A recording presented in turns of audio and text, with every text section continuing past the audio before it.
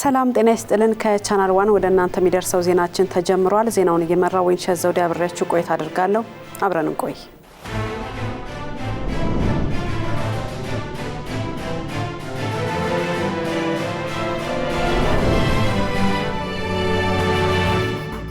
ዛፍ ተስፋ ነው እየተከልን ያለነው ነገንና የልጆቻችንን መጻኢ ዕድል ነው ሲሉ ጠቅላይ ሚኒስትር አብይ አህመድ ገለጹ።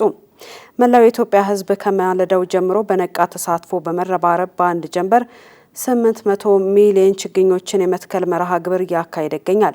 ጠቅላይ ሚኒስትር አብይ አህመድ ለአንድ ጀንበር የአረንጓዴ አሻራ መርሃ ግብር በሰው ሰራሽ አስተውሎት ዩኒቨርሲቲ በመገኘት የአረንጓዴ አሻራቸውን አኑረዋል። ለዝርዝሩ ማህሌት ደመላሽ።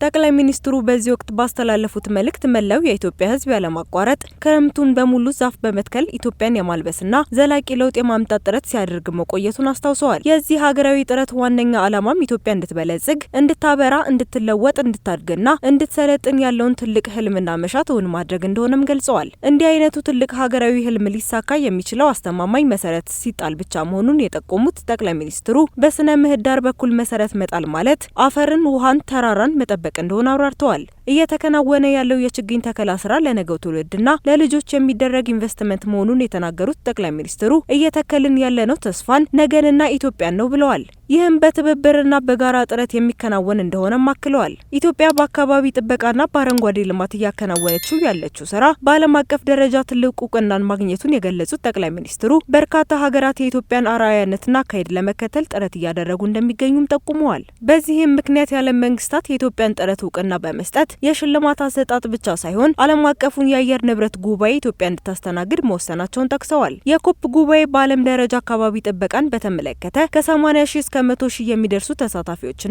ቢያንስ እስከ 100 የሚደርሱ የሀገራት መሪዎች የሚታደሙበት ትልቁ ስብሰባ መሆኑን አብራርተዋል። ይህንን መሰል ታላቅ ዓለም አቀፍ ጉባኤ ኢትዮጵያም ሆነች ከሳህራ በታች ያሉ የአፍሪካ ሀገራት አዘጋጅተው እንደማያውቁም አስታውሰዋል። ጉባኤው ኢትዮጵያ ያማረች፣ የለበሰች፣ እያደገች ያለችና ተስፋ ያላትን ገጽታዋን ለዓለም የምታሳይበት ተጨባጭ ልምዷን የምታካፍልበት እንዲሁም በርካታ ኢኮኖሚያዊና ዲፕሎማሲያዊ ጥቅሞችን የምታገኝበት ትልቅ መድረክ እንደሚሆንም ገልጸዋል። ኢትዮጵያ የኮፕ ጉባኤን ለማዘጋጀት በምታደርገው ዝግጅት ዓመቱን ሙሉ ግንባታ፣ ተከላና የጽዳት ስራዎችን አጠናክራ እንደምትቀጥል ጠቅሰው የተባበረ ሕዝብ ሀገር መገንባት እንደሚችል ማሳያ እንደሚሆንም ተናግረዋል። ዛፍ የምግብ፣ የጥላ፣ የውበት እንዲሁም የመሬት መሸርሸርን የሚከላከል ዘብ ነው ብለዋል። በመሆኑም ጠቅላይ ሚኒስትሩ ኢትዮጵያውያን በጀመሩት መንገድ በመተባበር የያዙትን ሀገራዊ ግብ እንዲያሳኩ ጥሪን አቅርበዋል።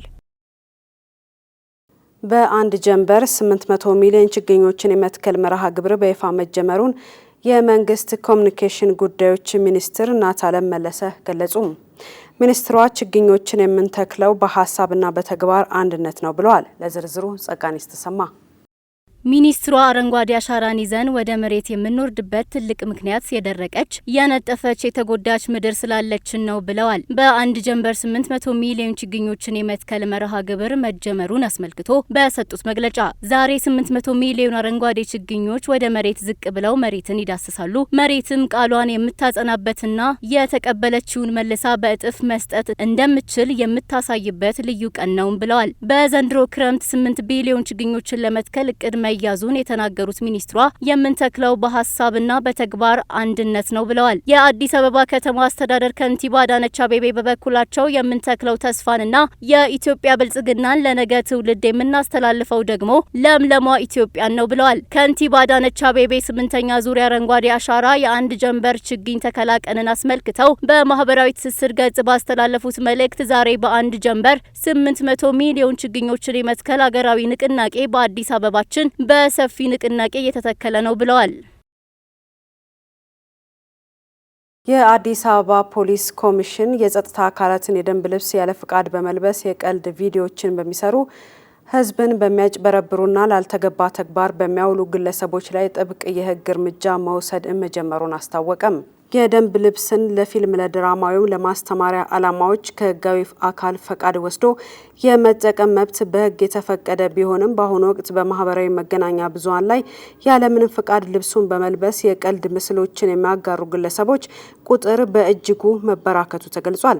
የህግ ባለሙያውና ጠበቃው ዮናስ ወልደየስ እንደሚሉት የደንብ ልብስ የሀገር መገለጫ አርማዎች በመሆናቸው ከተፈቀደላቸው የጸጥታ አካላት ውጭ መልበስ በህግ የሚያስጠይቅ ከባድ ወንጀል ነው። በዚህ ህገወጥ ድርጊት ላይ ልብሱን ያለ ፈቃድ የለበሰው ግለሰብ ብቻ ሳይሆን የደንብ ልብሱን አሳልፎ የሰጠውና ያዋሰው የጸጥታ አባልም እኩል ተጠያቂ ይሆናል ተብሏል።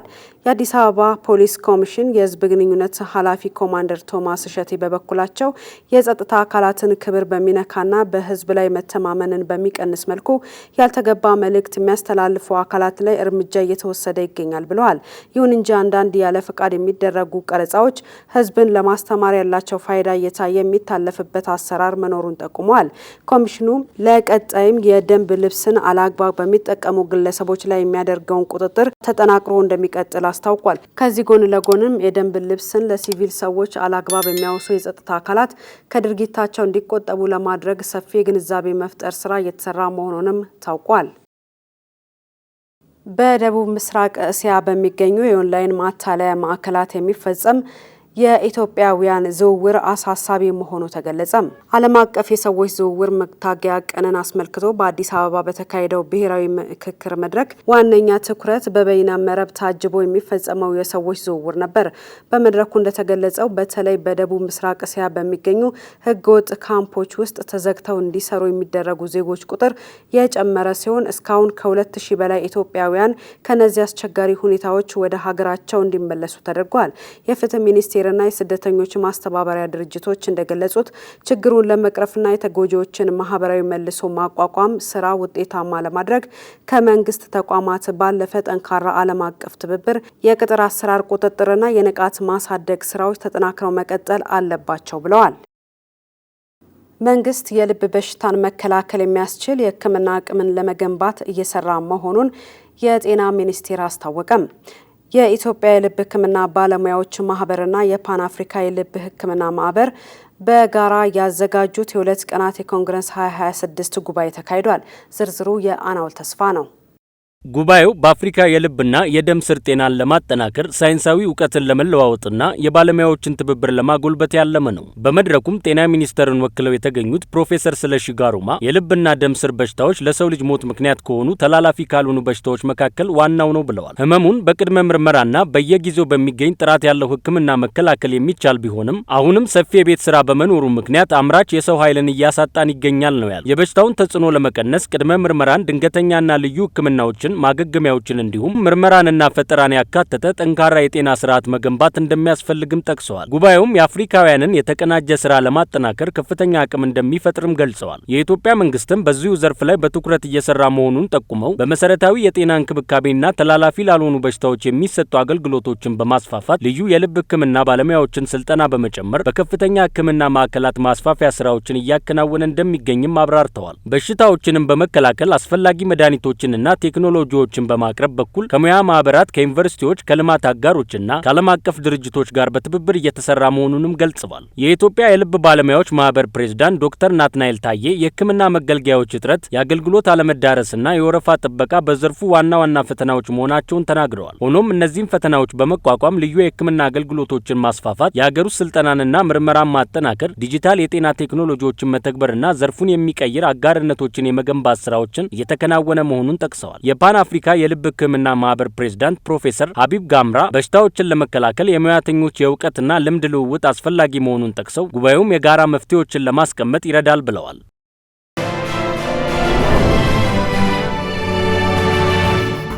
ከውጭ ምንጮች ወዳገኘናቸው መረጃዎቻችን እናልፋለን። በዲሞክራቲክ ሪፐብሊክ ኮንጎ የተቀሰቀሰው የኢቦላ ወረርሽኝ በሀገሪቱ ታሪክ የከፋው መሆኑን የዓለም ጤና ድርጅት አስታወቀም።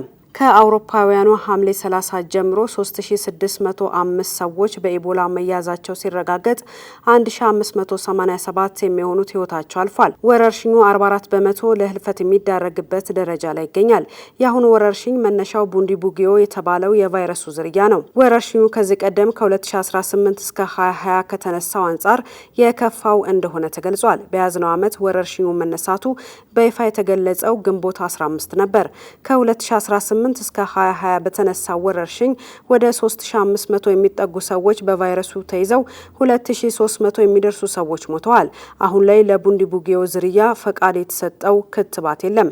ሆኖም በዩናይትድ ኪንግደምና ሲንጋፖር ክትባቶች እየተሰሩ ነው። ከሰውነት በሚወጡ ፈሳሾች ከሰው ወደ ሰው የሚተላለፈው ኢቦላ ባለፉት 50 ዓመታት በመላው አፍሪካ 15000 ሰዎችን ገድሏል። የዓለም ጤና ድርጅት በኤክስ ገጹ ባወጣው መግለጫ ወረርሽኙ እየተስፋፋ እንደሚገኝ እንዲሁም የሚመዘገቡ ሞቶች ቁጥር እየጨመረ መምጣቱን አስታውቋል። ኡጋንዳ ከ50 ዓመት በፊት በኢንቴቤ የታገቱ ሰዎችን ለማዳን በተካሄደ ዘመቻ ላይ ለተገደለው ለእስራኤሉ ጠቅላይ ሚኒስትር ወንድም ዮናታን ኔታንያሁ ሐውልት አቁማለች። ዝርዝሩ የአማሩ ገብሩ ነው። የኡጋንዳ ጦር አዛዥ ጀነራል ሙሆዚ ካይነሩጋባ ሐውልቱ ጀግንነቱንና ከራስ ወዳድነት ነጻ የሆነ አገልግሎትን የሚዘክር መሆኑን ተናግረዋል። ከ50 ዓመታት በፊት ሁለቱ ፍልስጤማውያንና ሁለት ጀርመናውያን ከቴል አቪቭ የተነሳውን ኤር ፍራንስ ጠልፈው ወደ ኡጋንዳ ዓለም አቀፍ አውሮፕላን ማረፊያ እንዲያመራ ካደረጉት በኋላ በተካሄደውና ከ100 በላይ ታጋቾችን ነጻ ባወጣው ዘመቻ የተገደለው ብቸኛው የእስራኤል ወታደር ዮናታን ኔታንያሁ ነበር። ካይነሩጋባ ይህንን ወታደራዊ ዘመቻ በዘመናዊ ታሪክ ውስጥ እጅግ ጉልህ ከሆኑት ክስተቶች አንዱ ሲሉ የገለጹት ሲሆን በሁለቱ ሀገራት መካከል አሁን ያለውን የጠበቀ ግንኙነትም አስደናቂ ጉዞ ሲሉ አወድሰውታል። ሐውልቱ የቆመው እገታው በተፈጸመበት አሮጌው አውሮፕላን ማረፊያ ከመንገደኞች ማስተናገጃ ፊት ለፊት ሲሆን ዮናታን ኔታንያሁ በእጁ መሳሪያ ይዞ ወደፊት ሲራመድ ያሳያል። በዚህ ታጋቾችን ለማስለቀቅ በተካሄደ ዘመቻ ወቅት 3 ታጋቾች ዣን ዣክ ሚሙኒ፣ ፓስኮ ክሄንና አይዳ ቦሮቾቪች ሕይወታቸውን ያጡ ሲሆን ዶራ ብሎክ ደግሞ በኋላ ላይ በዋና ከተማዋ ካምፓላ በሚገኝ ሆስፒታል ውስጥ ሕክምና እየተደረገላት ሳለ ተገድላለች። የእነዚህ ሰማዕታት ተግባር መጪው ትውልድ ሰላም፣ ፍትህና ሰብአዊ ክብርን እንዲያስቀድም አርአያ ሆኖ ይቀጥላል ሲሉ የጦር አዛዡ ተናግረዋል። ጠላፊዎቹና በኡጋንዳ የተቀላቀሏቸው 3 ተባባሪዎቻቸው እንዲሁም 45 የኡጋንዳ ወታደሮች ታጋቾቹን ለማስለቀቅ በተደረገ ዘመቻ ወቅት ተገድለዋል። አሜሪካ አቋርጣ የነበረውን ለዓለም አቀፍ የጤና ችግሮች የሚሰጥ ድጋፍ ዳግም ጀምራለች። የተመጣጠነ ምግብ እጥረትንና በሽታዎችን ለመዋጋት ለተዘረጉ ወሳኝ ፕሮግራሞች $600 ሚሊዮን ሰጥታለች። ዝርዝሩ የሂሮዳይ ንጉሴ ነው። የአሜሪካው ፕሬዝዳንት ዶናልድ ትራምፕ አስተዳደር በድንገት ያሳለፈውን የውጭ ድጋፍ እገዳ ተከትሎ አንዳንድ ፕሮጀክቶች የመቋረጥ ሌሎችም ተግባራቸውን የመቀነስ እርምጃ ሲወስዱ ቆይተዋል። ባለፈው ሳምንት የአሜሪካ የውጭ ጉዳይ ሚኒስትር ይህን ውሳኔ በመጠኑ የሚሽር ውሳኔን ለአሜሪካ ምክር ቤት አቅርቧል። በዚህ ውሳኔ መሰረት ዝቅተኛ ገቢ ላላቸው ሀገራት የህፃናት መሰረታዊ ክትባቶችን እንዲገዙ ለሚረዳውና ጋቪ ለተባለው ዓለም አቀፍ ድርጅት $600 ሚሊዮን እንዲሰጥ ይደረጋል። ይህ ውሳኔ በረሃብ በቲቢና በሌሎች የጤና ችግሮች ላይ የሚሰሩ ዓለም አቀፍ ድርጅቶችን ለመደገፍ አሜሪካ ከወሰደቻቸው ተከታታይ የገንዘብ ውሳኔዎች አንዱ ሲሆን አጠቃላይ ድጋፉ ወደ $2 ቢሊዮን የሚጠጋ ነውም ተብሏል። ምንም እንኳን የተመደበው ገንዘብ ቀደም ሲል አሜሪካ ለሰብአዊና ለዓለም አቀፍ ጤና ድጋፍ ከምታወጣው መጠን እጅግ ያነሰ ነው ቢባልም የተመጣጠነ ምግብ እጥረትና በሽታዎችን ለመዋጋት ለሚሰሩ መሰረታዊ ፕሮግራሞች ተስፋ ነው መባሉን ሮይተርስ ዘግቧል። ባለፉት 2 ወራት ውስጥ አሜሪካ ለዓለም አቀፍ ጤናና ሰብአዊ ድጋፍ ተቋማት የሰጠችው የገንዘብ ቃል ኪዳን በድንገት ከተቋረጡት ትብብሮች በኋላ የተወሰነ የድጋፍ መመለስ እየታየ መሆኑን አመላካች ነውም ሲል ዘገባው አክሏል። ይህን የገንዘብ ድጋፍ ለማስጀመር ምክንያቶቹ በቅርብ ጊዜ የተከሰቱ የጤና ስጋቶች፣ በተለይም በዲሞክራቲክ ሪፐብሊክ ኮንጎ እየተስፋፋ ያለው የኢቦላ ወረርሽኝን ተከትሎ በዓለም አቀፍ የጤና ደህንነት ላይ የሚሰሩ ባለብዙ ወገን ድርጅቶችን መደገፍ አስፈላጊ በመሆኑና ሌላኛው የትራምፕ አስተዳደር የአሜሪካን ዓለም አቀፍ ልማት ኤጀንሲ ዩኤስኤድን በመበተንና አነስተኛ የሰራተኞች ቡድንን ወደ ውጭ ጉዳይ ሚኒስቴር በማዋሃድ አሜሪካ እንደቀደመው በራሷ ይህን መጠን ያለውን ሰብአዊ እርዳታ ለማስተዳደር የሚያስፈልጋት መዋቅርና የሰው ኃይል ማዋቀሯ ናቸው ተብሏል። የአሜሪካው ፕሬዝዳንት ዶናልድ ትራምፕ ከኢራን ጋር ጦርነቱን ለማስቆም ማቀዳቸውን አስታወቁም። ኢራን በበኩሏ የፕሬዝዳንቱን መልእክት አዲስ ውሸት ስትል አጣጥላለች። ዝርዝሩ የጸጋኔስ ተሰማ ነው።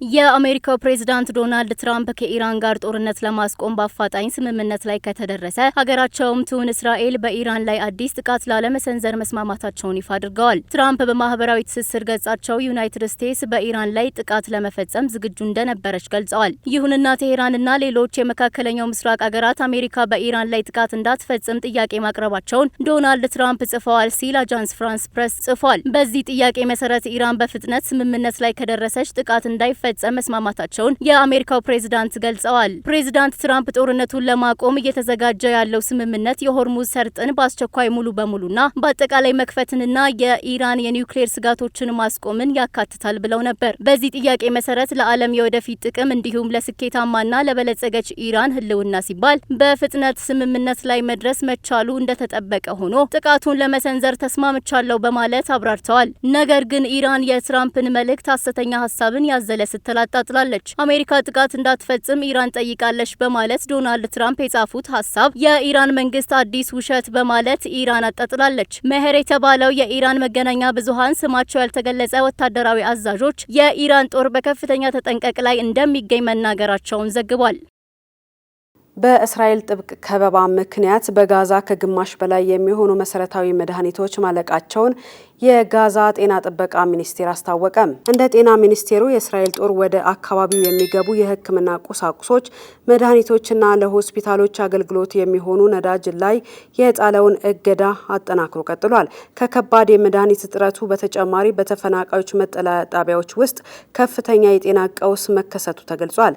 ንጹህ የመጠጥ ውሃ ከቆሻሻ ውሃ ጋር በመቀላቀሉ ምክንያት በስፍራው ከተስፋፉት በሽታዎች መካከል 28 በመቶ ያህሉ ከተበከለ ውሃ ጋር በቀጥታ የተያያዙ መሆናቸውን የጤና ባለሙያዎች አስታውቀዋል። በአካባቢው ባለው የሕክምና እጥረት ምክንያት ከጋዛ ወጥተው የተሻለ ሕክምና እርዳታ ለማግኘት የጉዞ ፈቃድ ሲጠባበቁ የነበሩ ከ1500 በላይ ታካሚዎች ሕይወታቸው አልፏል።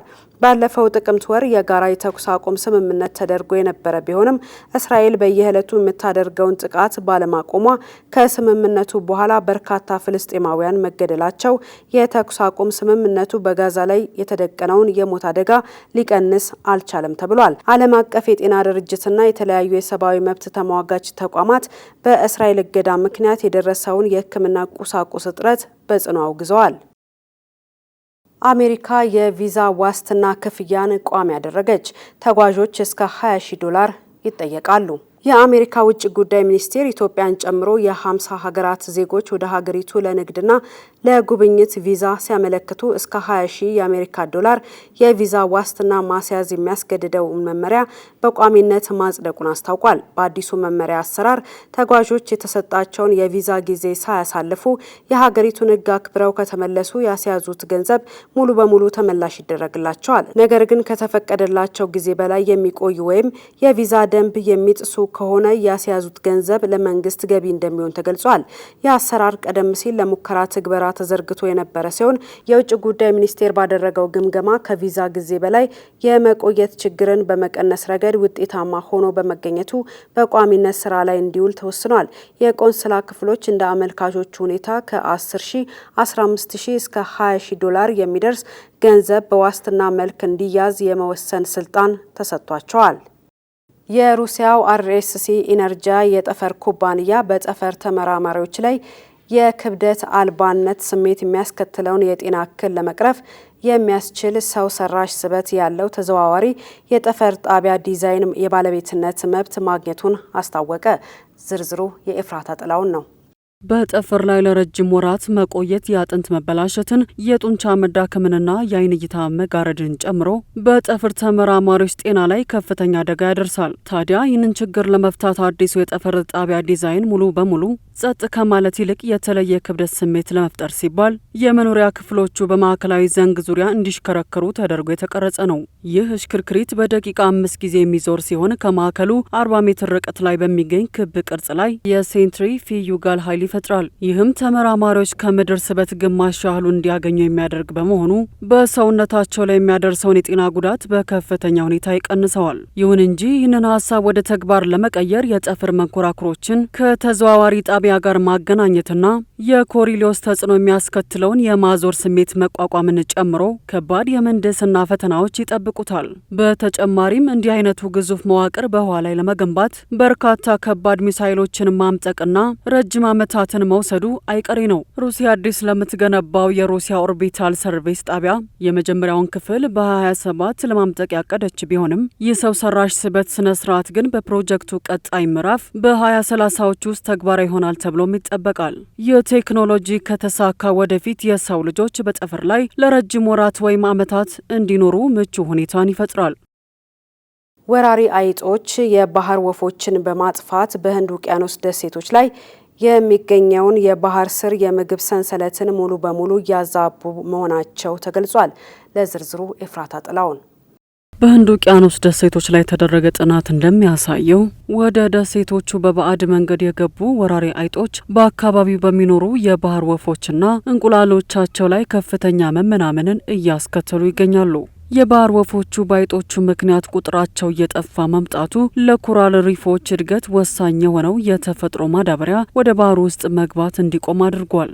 ይህ የተፈጥሮ ማዳበሪያ መቋረጥ ደግሞ በኮራል ሪፎች አካባቢ የሚኖሩ ጥቃቅን የባህር ፍጥረታትንና የተለያዩ የአሳዎችን ሕይወት መስመር በእጅጉ እየቀየረው ይገኛል። የአካባቢ ጥበቃ ተመራማሪዎች እንደሚገልጹት ይህ በአይጦች ምክንያት የመጣው የስነ ምህዳር መዛባት በደሴቶቹ ዙሪያ ያለውን የአሳ ሀብት በከፍተኛ ሁኔታ እየቀነሰው ይገኛል። ማዳበሪያው በመቋረጡ ምክንያት የባህር ውስጥ እጽዋት በአግባቡ አለማደጋቸው ለአሳዎች መራባትና መመገብ አስቸጋሪ ሁኔታን ፈጥሯል። ይህንን ችግር ለመቅረፍ በህንድ ውቅያኖስ ደሴቶች ላይ አይጦቹን ሙሉ በሙሉ ለማጥፋት የሚያስችሉ ልዩ ልዩ ዘመቻዎች በመካሄድ ላይ ናቸው። ሳይንቲስቶች አይጦቹን ከአካባቢው ማስወገድ ከተቻለ የባህር ወፎቹ በፍጥነት ወደ ነበሩበት ተመልሰው የኮራል ሪፎችን የአለት ድንጋይ ስብስብ ማዳን እንደሚችሉ ተስፋ አድርገዋል። ይህ አዲስ የምርምር ውጤት በምድር ላይ ያለ አንድ ፍጥረት መጥፋት በባህር ስር ባለው ሕይወት ላይ ምን ያህል የከፋ ተጽዕኖ እንደሚያሳድር ያሳየ ሲሆን የተፈጥሮ ጥበቃ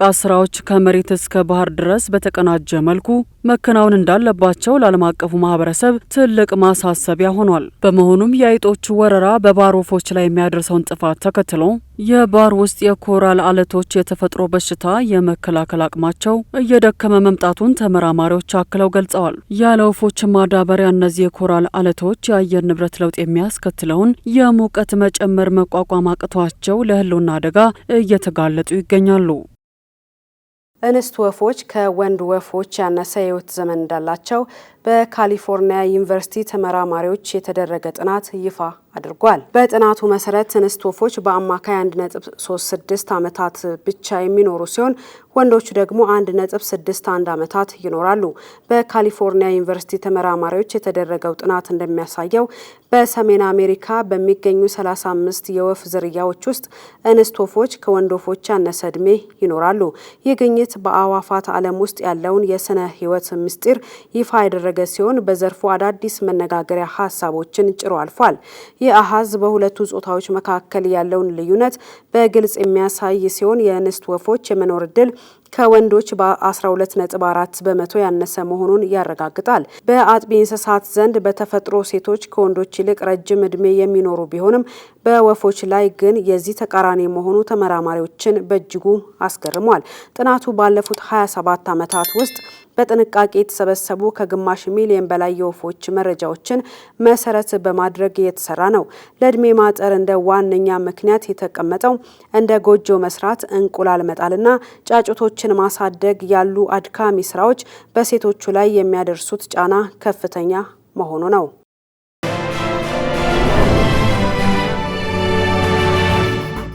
እንደ አውሮፓውያን አቆጣጠር ነሐሴ 3 1492 ልክ በዛሬዋ ዕለት ጣሊያናዊው መርከበኛ ክርስቶፈር ኮሎምበስ በስፔን ንጉስ ፈርዲናንድና ንግስት ኢዛቤላ ድጋፍ ወደ እስያ የሚደርስ አዲስ የባህር መንገድ ለማግኘት በሶስት መርከቦች ጉዞ ጀምሯል። ጉዞው አውሮፓና አሜሪካን በቀጣይነት ያገናኘና የዓለም ታሪክ በእጅጉ የቀየረ ክስተት ሆኖ ተመዝግቧል። የዛሬው ሳምንቱን በታሪክ ውስጥ ትኩረታችን እዚህ ላይ ነው የሚሆነው። አዘጋጇ ሄሮዳይ ንጉሴ ናት።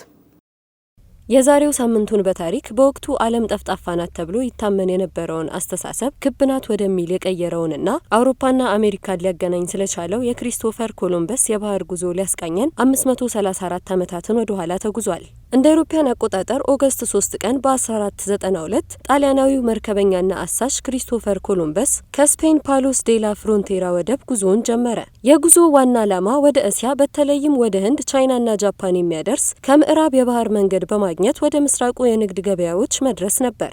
ይህንን ጉዞ ለማካሄድም ከስፔን ንጉስ ፈርዲናንድና ንግስት ኢዛቤላ ፍቃድና የገንዘብ ድጋፍ አግኝቶ የነበረ ሲሆን በጉዞውም 87 ሰዎች ተሳትፈው ነበር። መንገዱ ሳንታ ማሪያ፣ ፒንታና ኒና በተባሉ 3 መርከቦች የተደረገ ሲሆን ኮሎምበስ ሳንታ ማሪያን ይመራ ነበር። ይህ ከ4 ጉዞዎቹ የመጀመሪያው ሲሆን ጉዞ በባህር ላይ የአቅጣጫ ችግሮችና የመርከበኞች ቅሬታ ቢኖሩበትም ኮሎምበስ ግን ተስፋ አልቆረጠም። ከ2 ወራት በላይ በባህር ላይ ከቆየ በኋላ በፈረንጆቹ ጥቅምት 12 ቀን በ1492 መሬት አየ። በዛሬው ባሃማስ ደሴቶች ከሚገኝ ደሴት ላይ በማረፍ ሳን ሳልቫዶር ብሎ ሰየመው። የአካባቢው ነዋሪዎች ግን ደሴቱን ጓናሃኒ ብለው ይጠሩት ነበር። ኮሎምበስ ወደ እስያ እንደደረሰ ቢያምንም በእውነቱ የደረሰው ግን ወደ ካሪቢያን ክልል ነበር። ኩባንም የቻይና አካል ናት ብሎ አስቦ ነበር። ወደ ህንድ እንደደረሰ ስላመነም በአካባቢው የኖሩትን ተወላጆች ኢንዲያኖች ብሎ ጠራቸው። በኋላም ለስፔን በጻፋቸው ደብዳቤዎች ስለ መሬቱና ከተወላጆቹ ጋር ስለነበረው ግንኙነት ገልጿል። በጉዞ ወቅትም የደረሰባቸውን ሌሎች ደሴቶች ላኢስላ ዳ ሳንቴ ማሪያ፣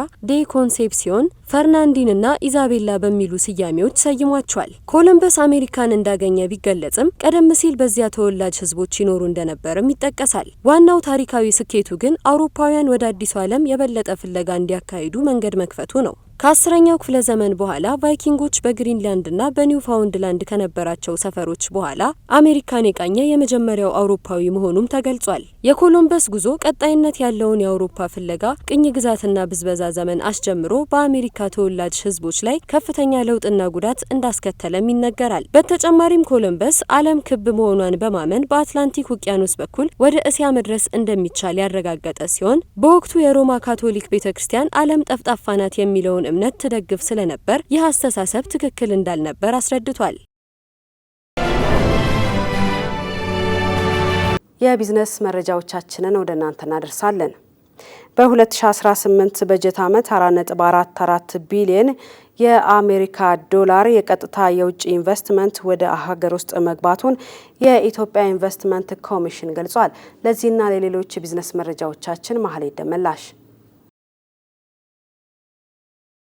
የኮሚሽኑ ምክትል ኮሚሽነር ዳጋቶ ኩምቤ የተመዘገበው የ4.44 ቢሊዮን ዶላር የቀጥታ የውጭ ኢንቨስትመንት ፍሰት እንደ ሀገር እየተተገበረ ያለው የማክሮ ኢኮኖሚ ማሻሻያ ያመጣው ውጤት መሆኑን አብራርተዋል። በተጨማሪም በኢንቨስት ኢን ኢትዮጵያ 2026 መድረክ ላይ ከ13 ቢሊዮን ዶላር በላይ ዋጋ ያላቸው አዳዲስ የኢንቨስትመንት ስምምነቶች መደረጋቸውን ጠቅሰው በበጀት ዓመቱ በስራ ዕድል ፈጠራ፣ በፈቃድ አሰጣጥና በወጪ ንግድ ዘርፎች ላይ በርካታ ስኬት የታዩበት እንደነበር ገልጸዋል።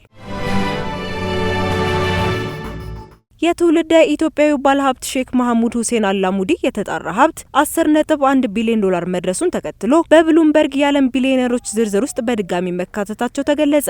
በብሉምበርግ ቢሊዮነሮች ደረጃ መሰረት ሼክ አላሙዲ በዓለም አቀፍ ደረጃ 375ኛ ደረጃን ይዘዋል። እንደ አውሮፓውያን አቆጣጠር በ2026 በጀት ዓመት ብቻ የሀብታቸው መጠን በ1.65 ቢሊዮን ዶላር አድጓል። የብሉምበርግ የኢኮኖሚ ግምገማ እንደሚያመላክተው ከሆነ የባለሀብቱ የሀብት መጠን ማደግ በኢነርጂ፣ በኢንዱስትሪ፣ መሰረተ ልማትና በሌሎች የንግድ ንብረቶቻቸው ላይ ከታየው የገበያ ዋጋ ጭማሪ ጋር የተያያዘ ነው። የናይጄሪያው ግዙፍ ኩባንያ ቢዩኤ ግሩፕ በወደብ ተርሚናል ማግኛ ፕሮጀክት የ85 ሚሊዮን ዶላር መዋለ ንዋይ ማፍሰሱን አስታወቀ። ይህ የማስፋፊያ ግንባታ የወደቡን ዓመታዊ የወጪና ገቢ ንግድ የመሸከም አቅም ወደ 2 ሚሊዮን ቶን ጥሬ ዕቃ ከፍ የሚያደርገው ሲሆን የሀገሪቱን የምስራቃዊ ወደቦች ልማት ለማገዝና የአቅርቦት ሰንሰለትን ለማቀላጠፍ ያለመ ነው። ይህ አዲስ የማስፋፊያ ፕሮጀክት በየዓመቱ ከ2 ሚሊዮን ቶን በላይ ወደ ናይጄሪያ የሚገቡ የፋብሪካ ጥሬ ዕቃዎችን ለማስተናገድ የሚያስችል አቅምን ይፈጥራል። ኢንቨስትመንቱ የቢዩኤ ፉድስ የምግብ ምርት አቅርቦትን ከማሳለጡ ባሻገር አጠቃላይ የናይጄሪያን የምስራቃዊ ወደቦች የሎጂስቲክስ መዋቅር ለማጠናከር ታስቦ የተዘጋጀ ነው። በአፍሪካ እያደገ የመጣውን የማኑፋክቸሪንግ እና የፍጆታ እቃዎች ዘርፍ ለመደገፍ የሎጂስቲክስ መሰረተ ልማት ወሳኝ ሚና እንዳለው ይህ ፕሮጀክት ማሳያ መሆኑን የዘርፉ ባለሙያዎች እየገለጹ ይገኛሉ። መረጃው የቢዝነስ ኢንሳይደር ነው።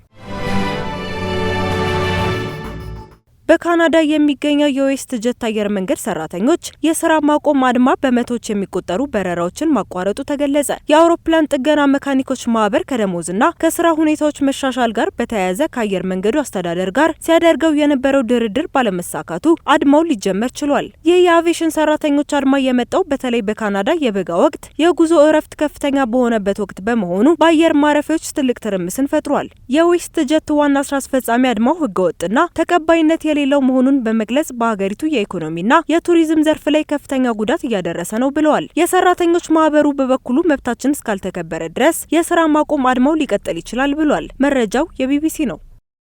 ከቻናል ዋን ለሰዓቱ ያዝናቸው ዜናዎቻችን እነዚህን ይመስላሉ። ስለተከታተላችሁ እናመሰግናለን። ወይንሸት ዘውዴ ዜናውን እየመራው አብሬያችሁ ቆይታ አድርጌያለሁ። ጤና ይስጥልኝ።